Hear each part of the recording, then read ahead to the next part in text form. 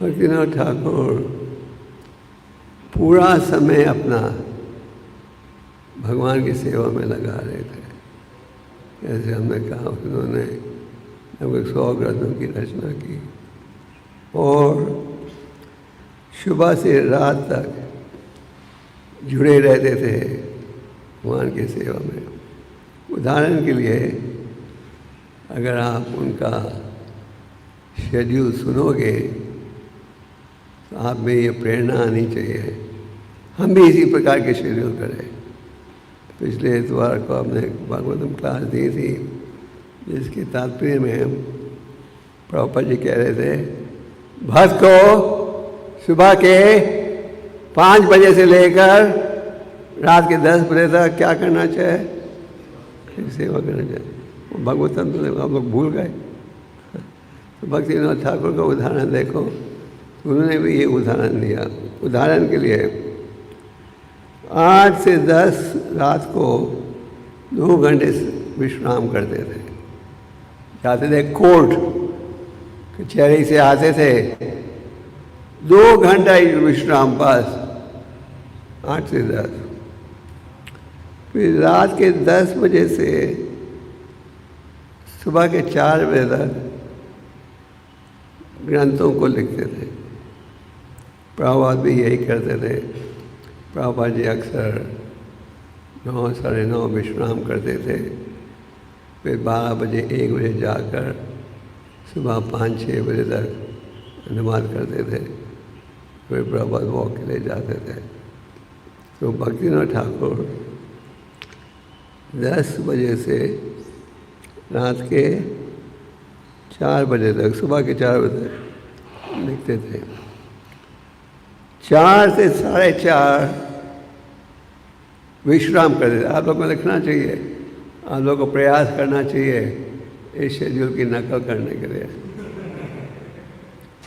नहीं, ये सबसे अच्छा प्रेजेंट होगा भक्तिनाथ ठाकुर जी के लिए। तो 4 से 4:30 विश्राम करते थे। 4:30 से 7 जपा करते थे। जमा 4:30 से 7 2.5 घंटे। फिर 7 से 7:30 लोगों को पत्र लिखते थे, क्योंकि आजकल तो आपके पास डिक्टाफोन, कंप्यूटर सब है। पहुँचने में तो कोई सुविधा नहीं थी, हाथ से लिखना पड़ता था।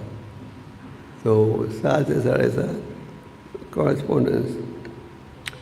फिर 7:30 से 9:30 खुद शास्त्र पढ़ते थे रोज।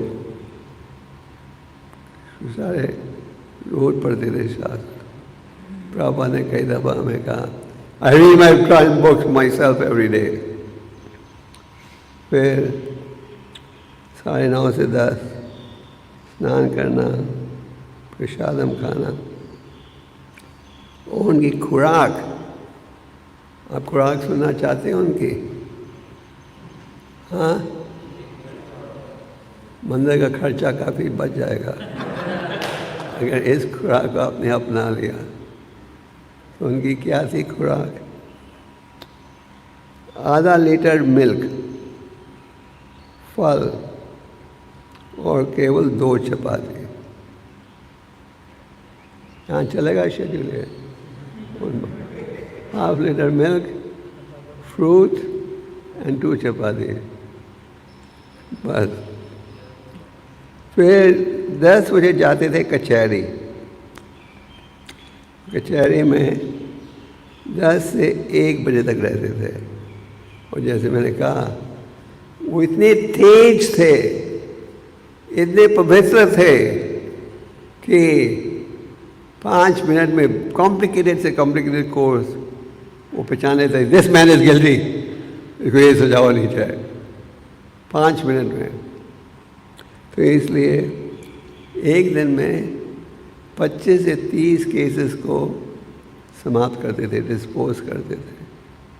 अगर आप बोलो किसी वकील को इंडिया में एक केस को समाप्त करने के लिए 20 साल लग जाते हैं।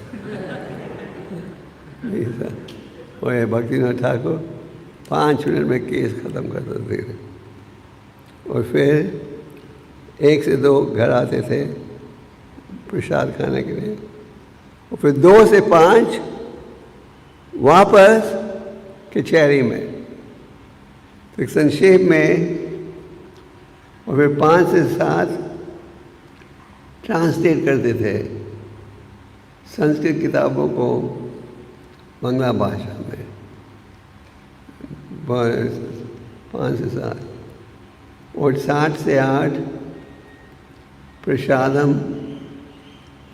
स्नान, और शाम की खुराक सुनोगे, आधा लीटर मिल्क, थोड़ा सा चावल और 2 चपाती। तो अच्छी लगी खुराक? हम लोग इंट्रोड्यूस कर सकते हैं भक्तिविनोद डाइट। तो ये था उनकी खुराक। तो भक्तिविनोद ठाकुर ने ग्रंथों का अनुवाद किया।